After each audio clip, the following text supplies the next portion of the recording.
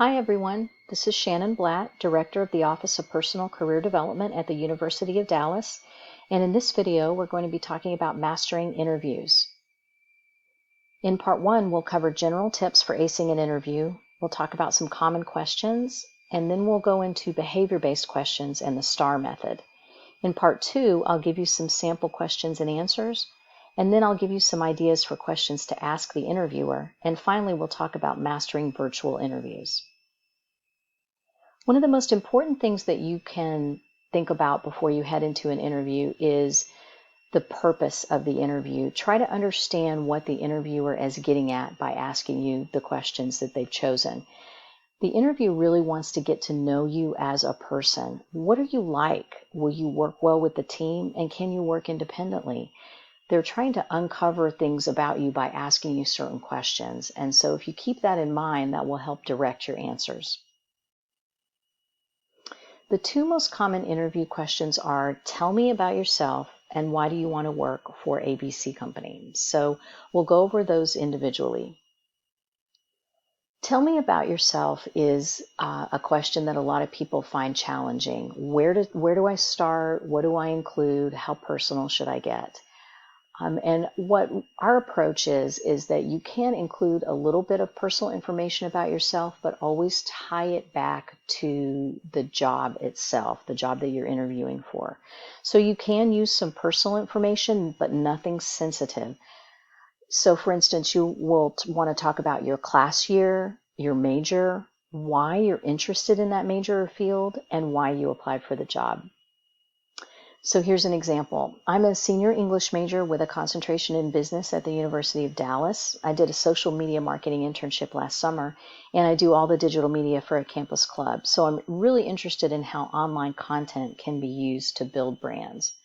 So you've hit the high points, you've talked about why you're interested in the job itself, and then you've tied it back to some skills that you have. Now you can throw in something a little more personal, like I'm also the captain of the Ultimate Frisbee team, or something like that, which is something that can make you stand out. But just kind of read the room, try to gauge with the interviewer to see if you think that would be a piece of information that they might find interesting. It's always nice to have common ground with an interviewer, but if you get too far off course, it's hard to bring it back and go back to your original thought. So as I said, you could throw in there, I'm the captain of the Ultimate Frisbee team, and I really enjoy that. It's a fast-paced sport, and it's a lot of fun. And so I'm really interested in hearing more about the position and learning about your company. So just some way that you can bring it back to the original question.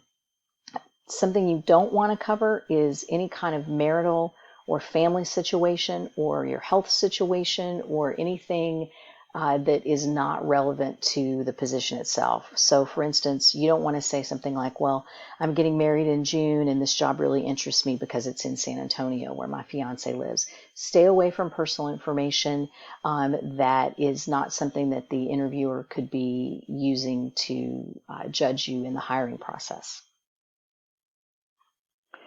So the second most common question that you'll get is, why do you want to work for our company? And that is as important, and in some cases even more important, than tell me about yourself. Because by showing that you've done your research and that you understand the company and what the company values, then you've really shown the interviewer that you're taking this interview seriously and that you really could picture yourself in the position. So in order to answer that question, you need to do research that goes beyond just the company website. Anybody can Google the name of the company and look at their careers page. You have to dig deeper. Look at all of their pages. Look at their customer pages, their customer-facing pages. Look at how they speak to their customers. What kind of values do they hold as far as the kind of service that they're giving to their customers? What are their financials like? If you can find anything online about their financials, do a Google News alert to try to find news articles about the company. And also look at their social platforms, especially any kind of customer-facing platforms such as Twitter, Facebook, What are they posting? What are the things that they're trying to communicate to their audience? And after gathering all this information, you're trying to uncover what the company's values are. And what you want to show in the interview is how your values align to the company's values. You want to be able to relate to them that you understand the company and that you would be a good fit for this reason. So as an example, you could say something to the effect of, if they asked, why do you want to work for ABC Company? I'm really impressed by how ABC Tech gives back to the North Texas community by allowing employees paid off time to volunteer. I've always been an active volunteer, and I'd really like to be part of a company that not only excels in their core business, but also gives back to the community. So again, that answer is just one example. You can give other examples about why you want to work for the company, but something that shows that you've looked into their LinkedIn profiles, things like that, and you see that there's something about that company that makes you a good fit. Here's another example. So why do you want to work for ABC Company? Well, in my research, I noticed that your commitment to diversity, and I find that really meaningful. I've always hoped I could be part of a company that values diversity at the highest levels, and I see that ABC Company is committed to excellence and diversity. And what you need to think about with this is that recruiters are always afraid that people are going to LinkedIn or Handshake or whatever platform, and they see all these lists of companies and they say, click, apply, click, apply, click, apply. By doing your research and showing how your values align with the company values, and that's why you want to work there, you have shown them that you're worth taking a chance on and that you know what you're getting into with this particular job. That it's not just that you want any job, it's that you want this job in particular. Okay, behavior-based questions. Those are the types of questions that dominate in interviews these days. And those are the ones that you've probably heard before.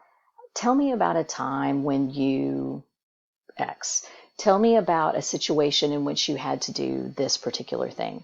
And what employers are getting at with these questions is trying to, again, uncover how you've worked in the past and maybe what you learned from your experiences. We use something called the STAR method to answer these questions. And we'll talk about that in the next slide. The STAR method is an acronym for situation, task, action, and result. And what that basically means is that you first need to give some context when the interviewer asks you the question. Give some context for your answer. Talk a little bit about the situation that was taking place when talk about the situation that was in place when this was happening. In task, you need to describe the task that you were given. In action, talk about the actions that you took to solve the problem or to address the issue. And then results. You need to talk about the results of the actions that you took. And as a bonus, you can describe what you learned from the situation. Okay, in the next part, we will talk a little bit more about some specific examples of behavior-based questions and put the STAR method into practice. If you have any questions, please contact me. My email address is sblatt1@udallas.edu, and we're holding virtual appointments through Handshake. So give us a call. Thank you.